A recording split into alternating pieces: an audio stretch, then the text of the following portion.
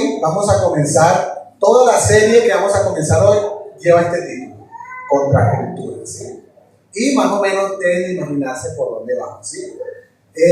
Vamos a estar estudiando específicamente, vamos a ver varias cosas en la palabra de Dios, pero específicamente nos vamos a enfocar en el Sermón del Monte. Específicamente vamos a ver algunas cosas cuál era la idea de Jesús al enseñar ese tipo de principios, ese tipo de valores. Y quisiera comenzar viendo qué conceptos tenemos nosotros acerca de la cultura. ¿Qué es la cultura? ¿Qué es? Algo que hemos aprendido en el tiempo. Perfecto. ¿Qué más? ¿Qué más puede ser cultura? Nos distingue muchas veces un pueblo de otro pueblo, ¿sí? Ustedes saben que yo estuve en Colombia y hay una lucha de dónde viene la arepa, que si viene de Venezuela o que si viene de Colombia.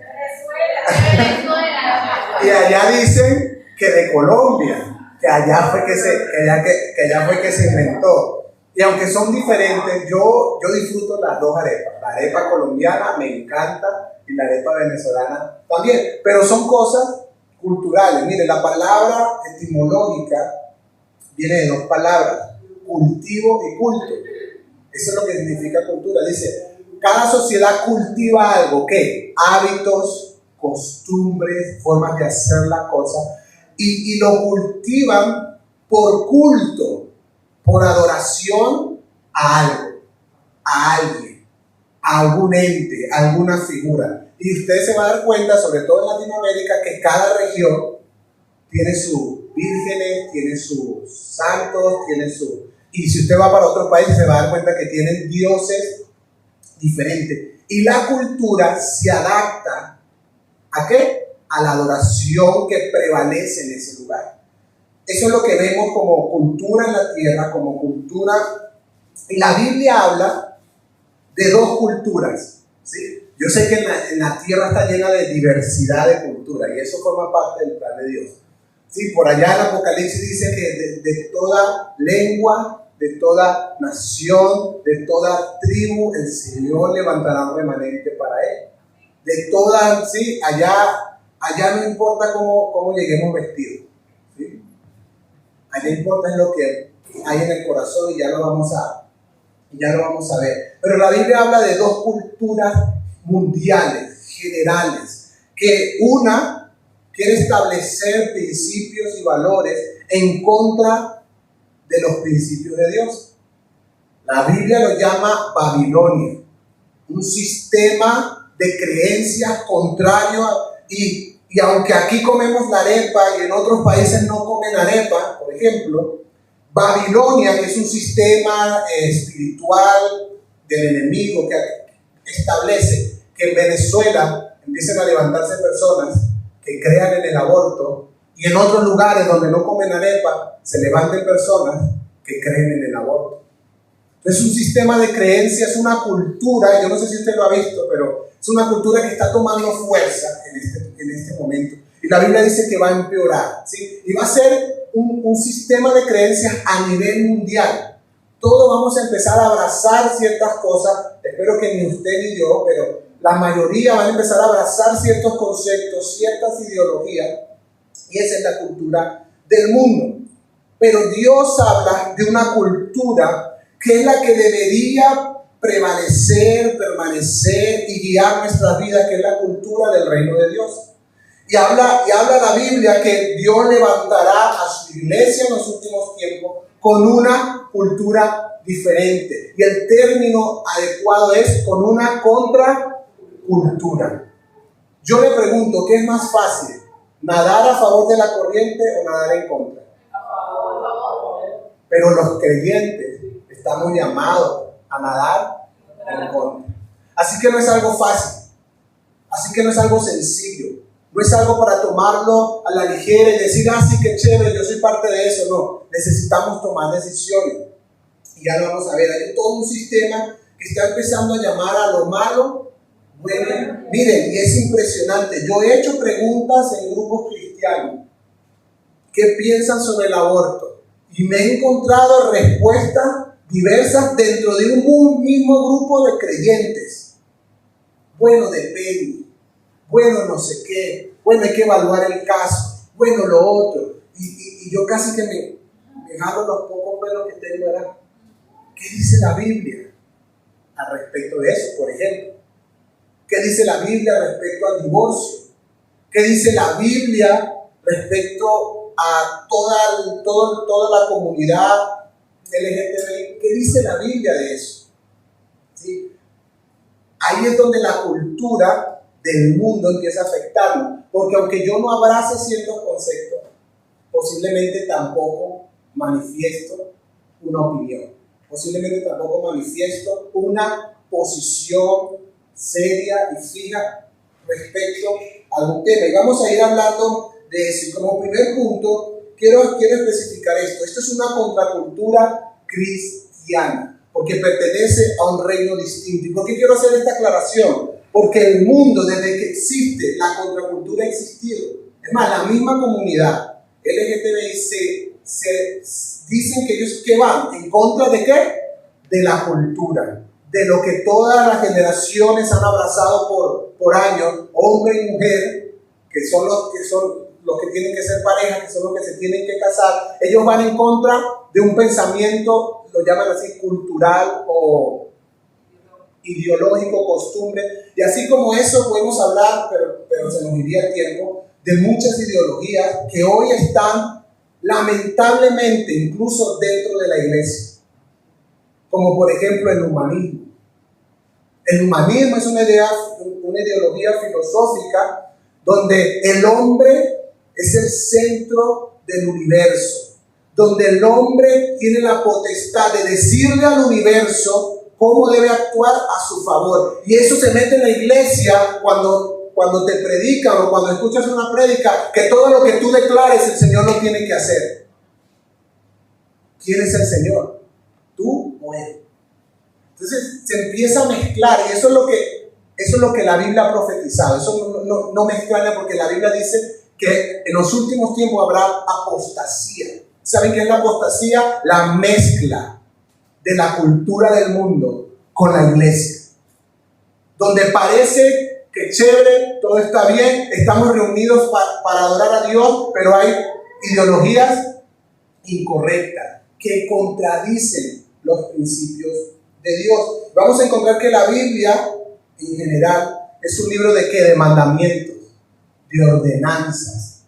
Y si usted los evalúa, se va a dar cuenta que son principios y ordenanzas que contradicen lo que el mundo opina o lo que el mundo dice respecto de cualquier tema. Pero este sermón del monte, que es el que vamos a estar revisando en esta serie, vamos a ver, porque es el sermón más importante de Cristo. Los teólogos no se han puesto de acuerdo en si lo hizo al principio de su ministerio o si fue al final. Todavía no se ha podido determinar, aunque aparece en Mateo 5, Mateo 6, Mateo 7, los mismos teólogos, los estudiosos de la Biblia dicen, no sabemos si fue al inicio o quizás fue de sus últimas enseñanzas. No se han puesto de acuerdo porque no es claro en la Biblia, ¿sí? Sin embargo, necesitamos entender que había un propósito de Jesús al enseñar eso. Y usted dice, sí, claro, siempre hay un propósito, sí, pero muchas veces leemos este tipo de cosas y nos pasan por encima, o nosotros le pasamos por encima. Y el tema esencial de la Biblia, mire, desde que Dios, si usted ve la Biblia así como un panorama completo, desde que Dios sacó al pueblo de Egipto, le dijo varias veces, no se mezclen con los pueblos a los que van. No adoren los dioses que ellos adoran. No adopten las costumbres que ellos. ¿Y qué hacía el pueblo de Israel? Una y otra vez caían en eso. Hasta el punto de que el pueblo de Israel un día le dijo al profeta, queremos un rey como las otras naciones. Y el profeta dice que se molestó. Dice, pero es Dios el rey de ustedes. Dios reina sobre este pueblo. ¿Por qué quieren a un hombre como rey? No, porque queremos ser como las otras naciones.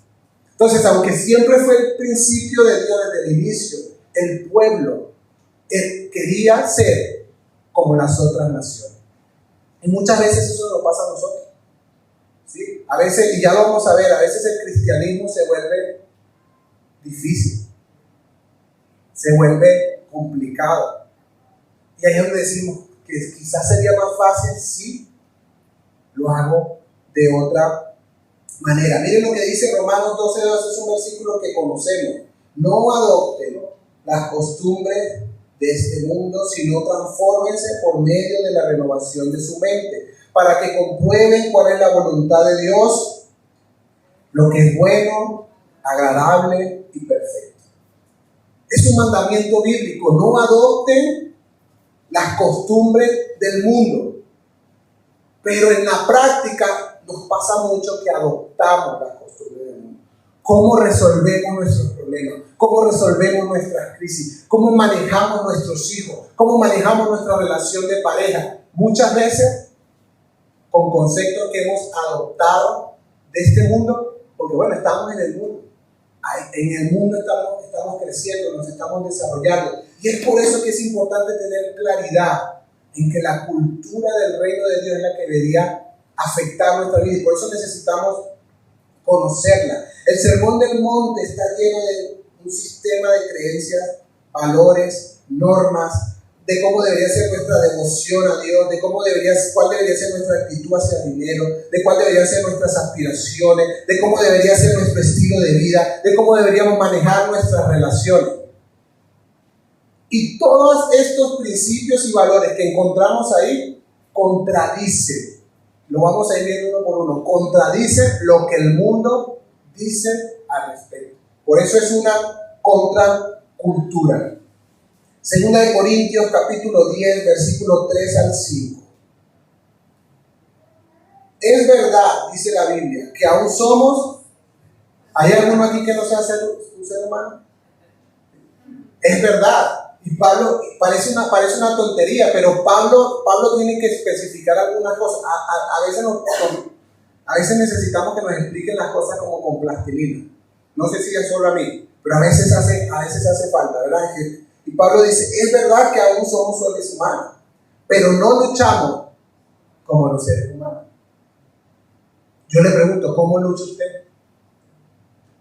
¿Cómo está luchando hoy con lo que sea que esté luchando? ¿Lucha como lo hacen los demás o está luchando de una manera diferente?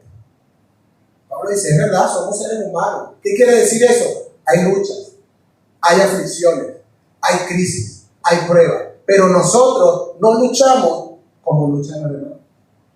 Y sigue Pablo diciendo, las armas con las que luchamos no son las de este mundo, sino las poderosas armas de Dios capaces de destruir fortalezas y de desbaratar argumentos y toda altivez que se levanta contra el conocimiento de Dios y de llevar cautivo todo pensamiento a la obediencia a Cristo. Tenemos que empezar por ahí, por eso todo el tema de hoy va a ser solo una introducción. Vamos a terminar como pasaba en el Sermón del Monte, pero va a ser solo una introducción, porque necesitamos hacernos conscientes, hay un reino diferente, hay una cultura diferente.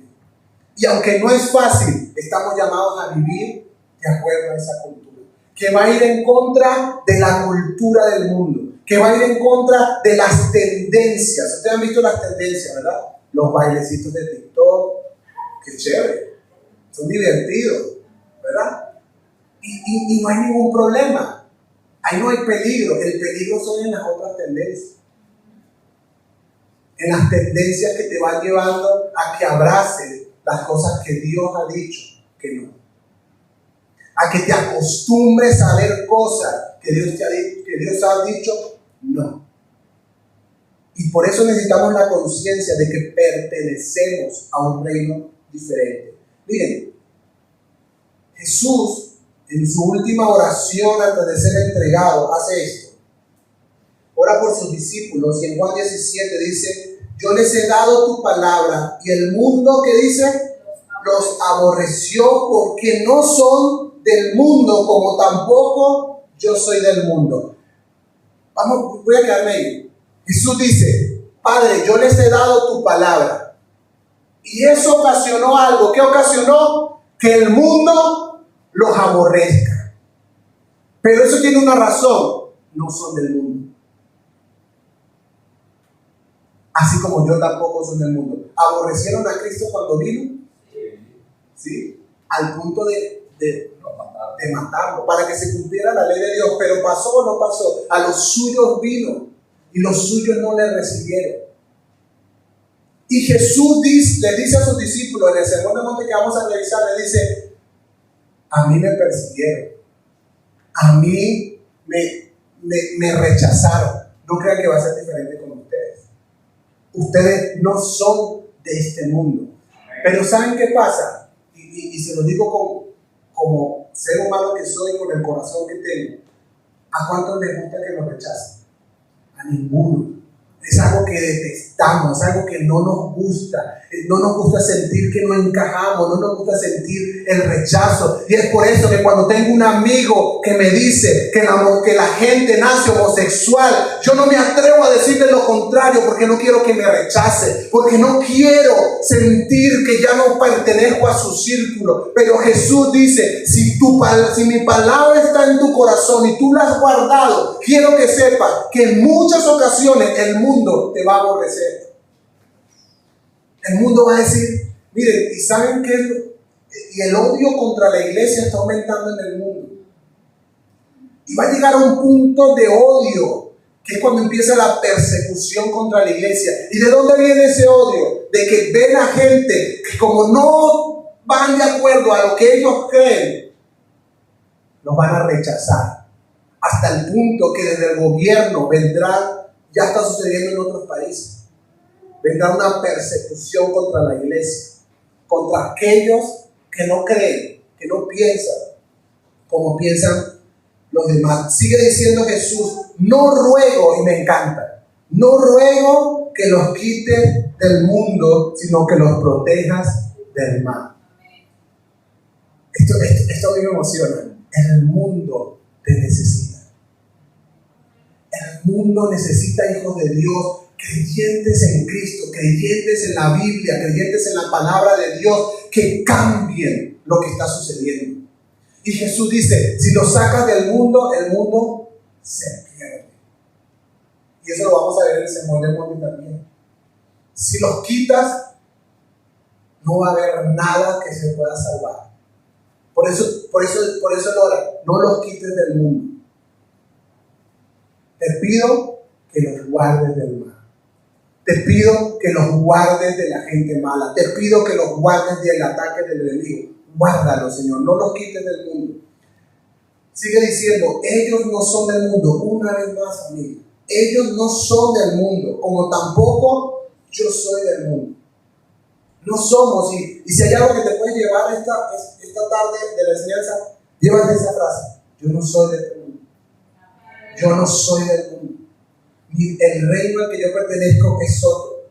El reino y tiene otros principios y tiene otros valores. Necesito conocerlo, pero yo no soy del mundo.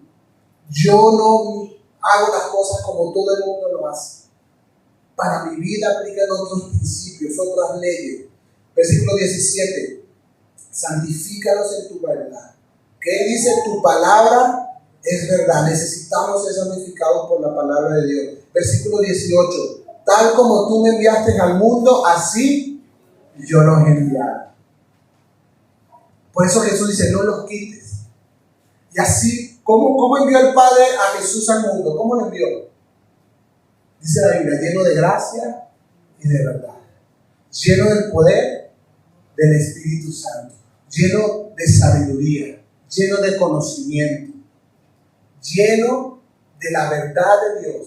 De la cultura del reino de Dios, que ocasionaba rechazo, que ocasionaba que lo aborrecieran, que ocasionaba persecución. Y Jesús dice, así como tú me enviaste, yo los envío a ellos. Con el mismo poder, con el mismo espíritu, con la misma gracia, con la misma verdad, y ocasionarán lo mismo. Esto que trastorna el mundo. Esto que hace que la gente se se vuelvan locas de odio, de rabia, de rencor, porque hay personas que tienen una verdad absoluta y eso es lo que esta generación no quiere aceptar. Esta generación no quiere aceptar que hay una verdad absoluta y necesitamos, escribe aquí, quitarnos el paradigma del evangelio temporal. ¿Sí? A mí me gusta esta frase, el evangelio del sueño americano. ¿Ustedes han escuchado esa frase antes? Han escuchado del sueño americano, ¿verdad? Sí.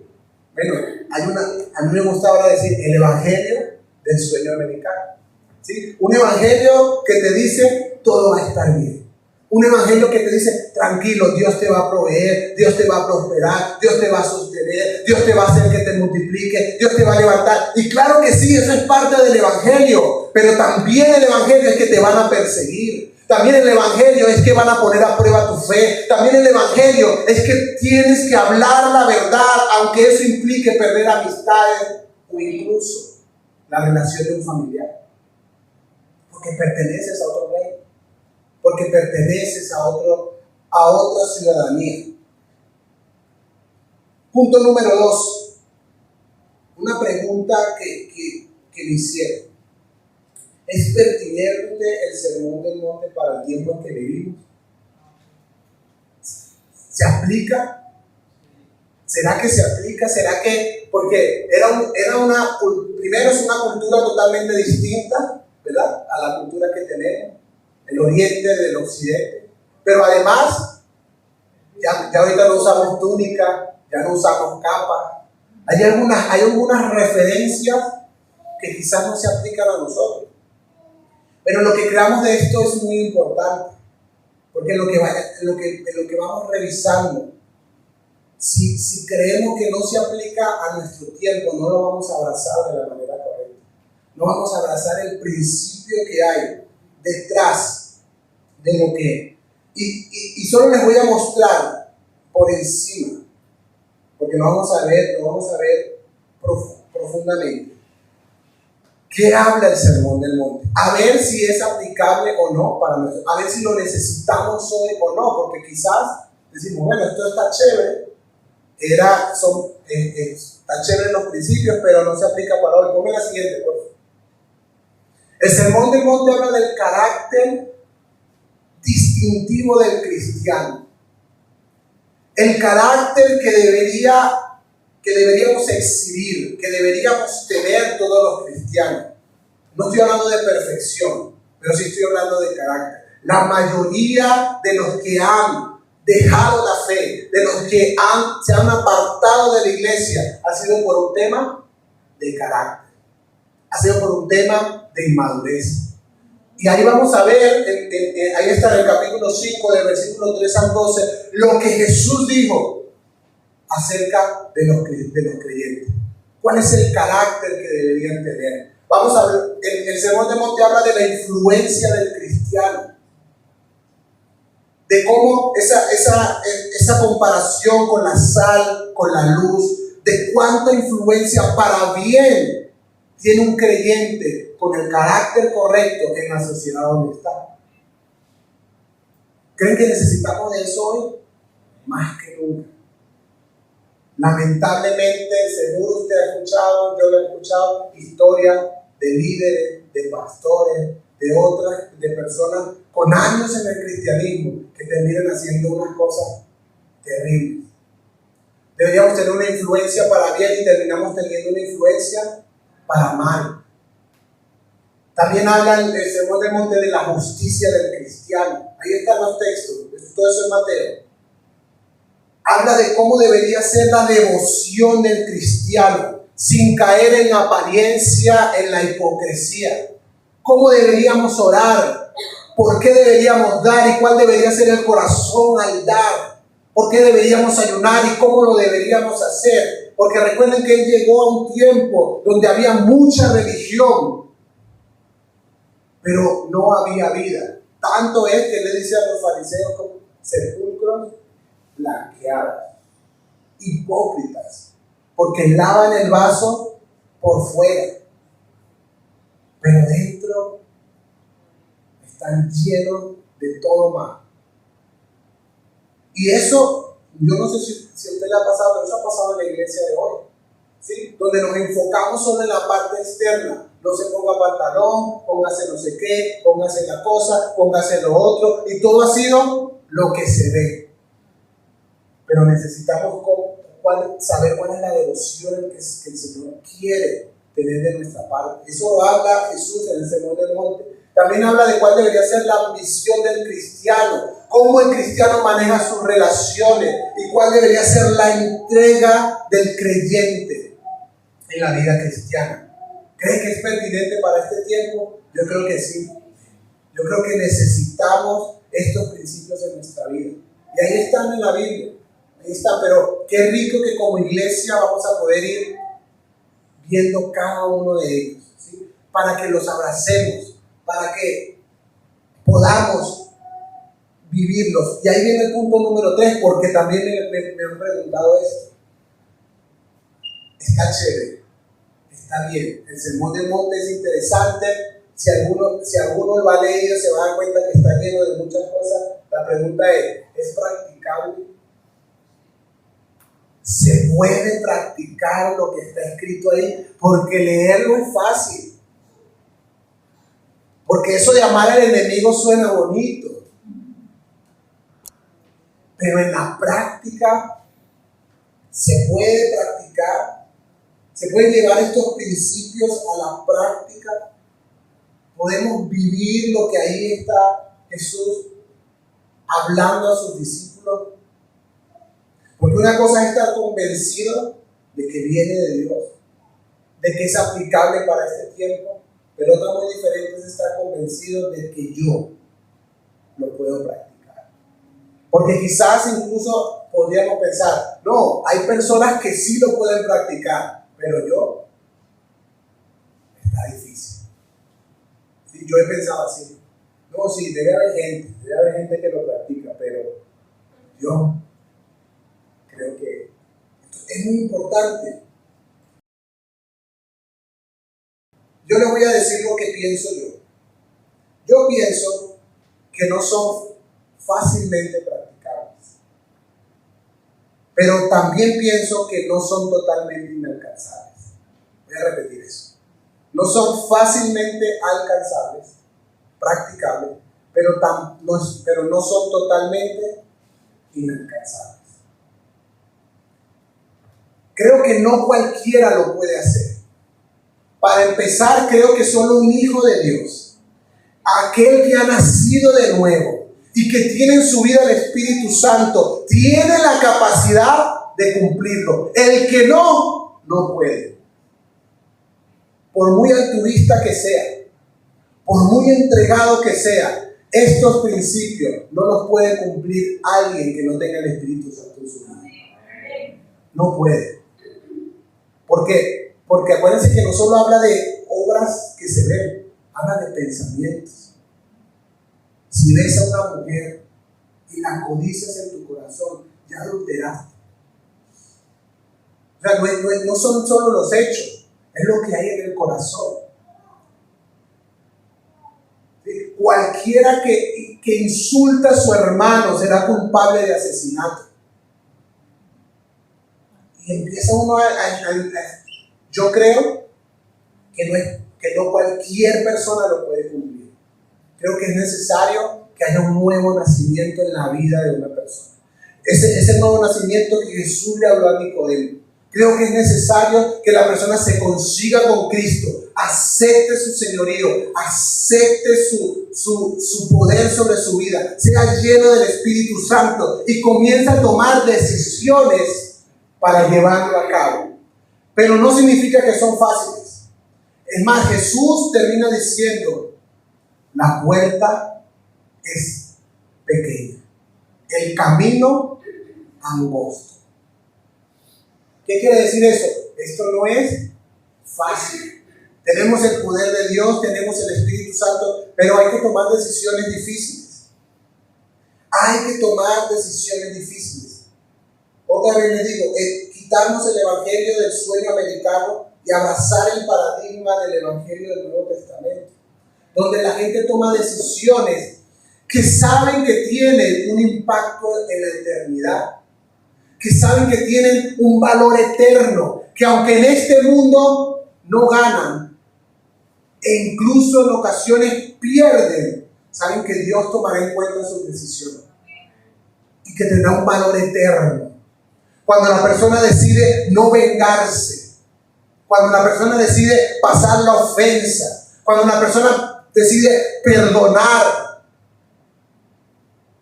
está perdiendo quizás a la luz, a los ojos del mundo, está perdiendo.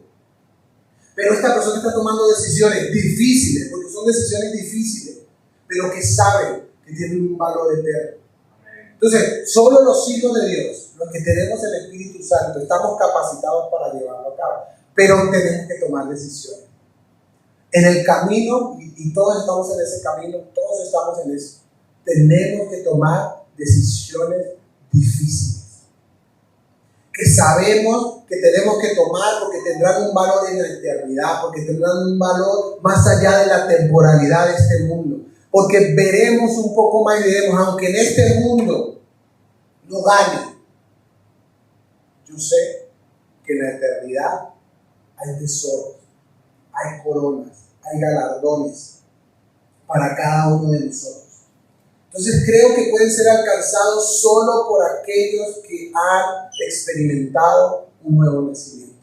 Solo por aquellos que tienen al Espíritu Santo, que se relacionan con el Espíritu Santo y que toman decisiones cada día, como Jesús le dijo a sus discípulos. El que quiere ser mi discípulo, niéguese a sí mismo, tome su cruz cada día y siga. Esa es la vida del creyente. Negarse. ¿Qué significa negarse? Renunciar a nuestros derechos. Es decir, familia, y eso es lo que Jesús está hablando y lo vamos a ver en esta predicación, porque Jesús está diciendo, ¿sabes qué? Tienes derecho. La ley dice ojo por ojo y diente por diente. Quiero que sepas, le dice Jesús a la gente, tú tienes el derecho de tomar venganza. Pero ¿qué te parece si no lo haces? Y lo dejas en las manos de Dios. ¿Qué te parece si en vez de pagar mal por mal, bendices? ¿Qué te parece si al que te está persiguiendo, al que quiere un pleito contigo, oras por él? Y ahí es donde la gente está hablando. Porque en la ley había cosas escritas al respecto. Pero Jesús dice, pero ahora yo les digo. Pero ahora les digo, acuérdense, ese siempre fue la introducción a su mensaje. Arrepiéntanse, porque el reino de los cielos se ha acercado. Antes no estaba, ahora está cerca. Ahora puede estar entre ustedes. Y este reino tiene otros principios. Este reino tiene otras leyes. Tiene otra manera de hacer las cosas. Y ahí es cuando somos llevados a tomar decisiones, a renunciar a derechos que tengo y decir, ¿sabes qué, Señor? Yo decido no vengar, yo decido no hacer lo que pienso que debería hacer. Si no voy a maldecir, voy a bendecir, no voy a odiar, voy a amar al que me persigue, al que está hablando mal de mí, no voy a orar por él. Ese es el carácter y es la esencia del Sermón del Monte. Voy a terminar con el punto número 4. La importancia del Sermón del Monte. ¿Cuán importante es? Y yo lo veo en la parte final. Y perdón que empiece por el final, después nos vamos a ir al inicio, pero perdón que empiece porque veo la importancia que Jesús le da a lo que acaba de enseñar con este pasaje. Mateo 7, del 24 al 27. A cualquiera que me oye estas palabras. ¿De cuáles palabras estaba hablando? Del Sermón del Monte. Esto lo podemos aplicar a toda la Biblia, pero textualmente Jesús estaba hablando del Sermón del Monte que acababa de enseñar.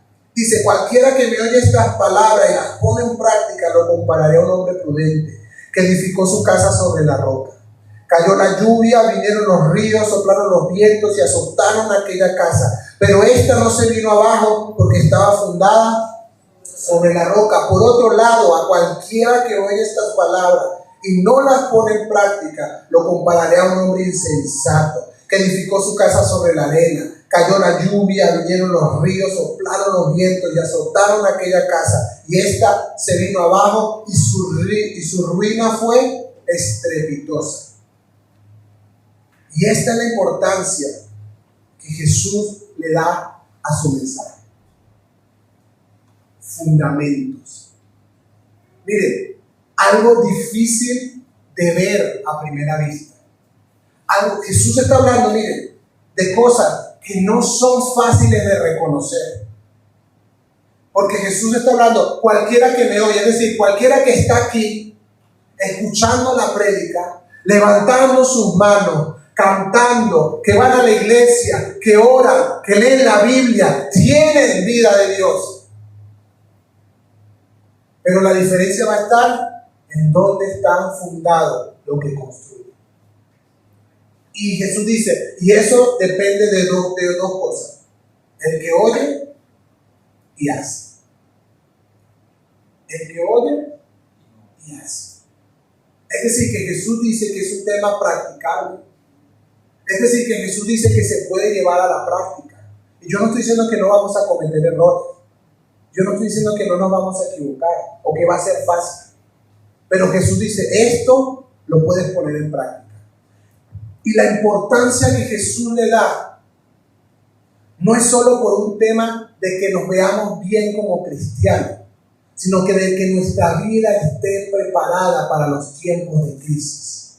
Que nuestra vida esté preparada para los tiempos de angustia.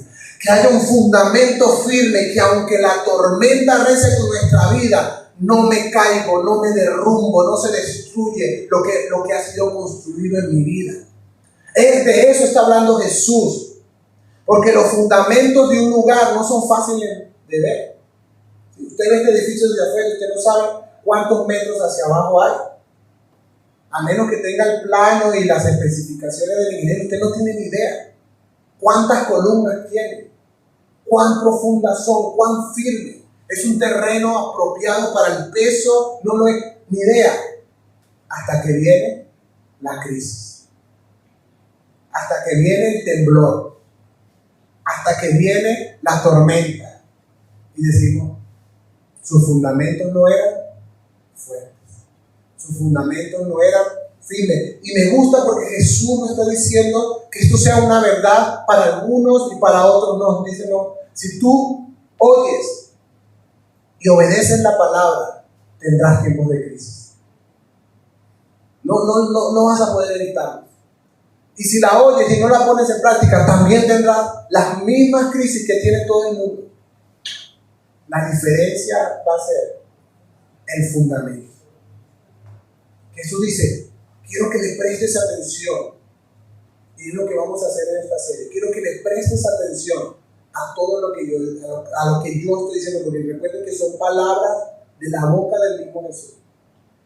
Óyelas, practícalas, para que tu vida esté fundada en la roca. Para que en los momentos de crisis que van a venir, no te estoy profetizando lo malo, es lo que la Biblia dice. Cuando vengan los tiempos difíciles, la tormenta venga sobre tu vida pueda permanecer en pie. Tú puedas permanecer, prevalecer, tener victoria en los tiempos de angustia. No porque tú seas fuerte, sino porque los fundamentos de tu vida son fuertes. Has fundado tu vida sobre la roca. Has fundado tu vida sobre los principios del reino de Dios. Y esta es la importancia que tiene el Sermón del Monte. Y por eso, desde que el Señor puso en mi corazón hace varias semanas atrás preparar esta serie, es lo que está orando. Señor, ayúdanos a construir. De hecho, se iba a llamar así, después le cambié el nombre. Ayúdanos a tener el fundamento correcto. Ayúdanos, Señor, a no ser unos religiosos más que van a la iglesia, que cantan, que adoran, que se emocionan cuando suceden cosas, pero que no están practicando las cosas en su vida. Que cuando vengan los tiempos de crisis podamos permanecer en pie, no por nuestra fuerza, sino por el fundamento, la roca. Y por allá Pablo dice, el único fundamento que no puede ser quitado es Cristo. Él es la roca eterna que no puede ser removida. Y fundamos nuestra vida en Cristo cuando le escuchamos sus palabras y las practicamos. Y termino con esto. Yo sé, porque lo vivo, que hay cosas que son más difíciles que otras. Y yo sé que nos esforzamos y muchas veces nos quedamos cortos. ¿Les ha pasado? Yo sé que eso de poner la otra mejilla, que lo vamos a entender a la luz de la Biblia, porque se ha malinterpretado mucho en muchas cosas. Eso de poner la otra mejilla, a veces lo hago y otras veces no. Yo sé que practicarlo lleva un esfuerzo, tomar decisiones, es algo que toma tiempo ir agarrando cada principio. Pero yo tengo una experiencia que cambió mi visión acerca de cómo Dios ve mi vida para siempre. Y son dos, se les cuento rapidito, 5 minutos. Me invitaron al acto, ¿verdad? de mis sobrinos, de los hijos de mi cuñado, que son morochos, que en ese tiempo tenían 3 añitos, 4 añitos. Y me invitaron para ir a verlos en el acto del colegio, iban a hacer un canto, y yo voy, y qué desastre. Los niños perdidísimos. Era una coreografía y cada quien estaba por un lado, uno lloraba, el otro gritaba, el otro se tiraba al piso. Era un desastre. Y yo, ¿qué es esto? La música no se oía bien. O sea, es una cosa horrible. Pero cuando me volteo y veo a los padres de cada niño, todos tenían lágrimas en sus ojos. Y yo, estaban llorando de lo horrible que salió la cosa. Y yo, en ese momento, escuché la voz del Espíritu Santo que me dijo, así doy yo a mis hijos. Y me impactó, realmente me impactó y me quedé con eso. Cuando fui al acto de Isaac,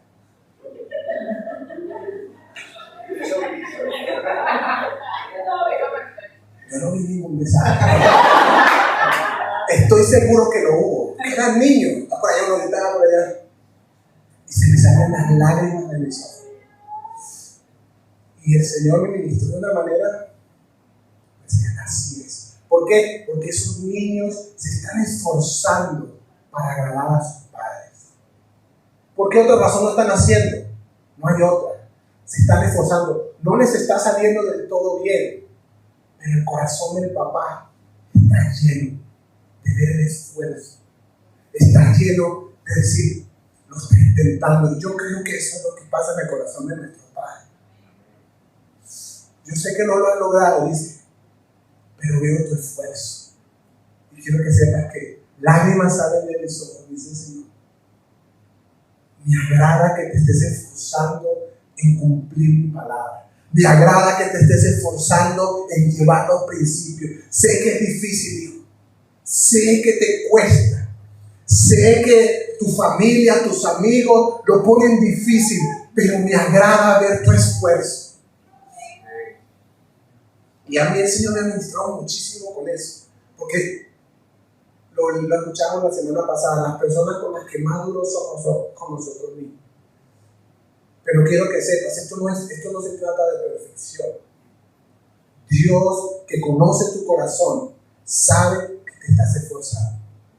Dios, que conoce tu corazón, sabe que lo estás intentando. Y por eso dice por ahí el salmista, 7 veces cae el justo y 7 veces se levanta.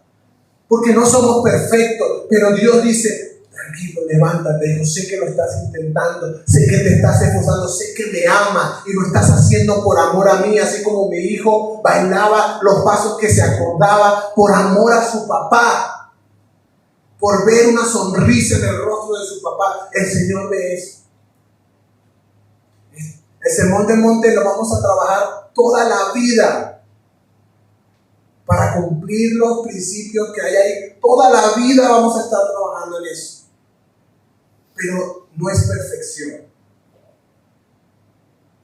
Yo creo que es que Dios ve nuestro corazón. Yo creo que Dios está viendo tu corazón y dice, me agrada tu esfuerzo. Tranquilo, va a ser más fácil con el tiempo. Poco a poco, sigue avanzando. Te caíste, levántate. Levántate, yo estoy contigo. Y el Señor ha ministrado mi corazón. Y es lo que quiero compartir con ustedes. Vamos a orar. Quiero orar con ese testamento.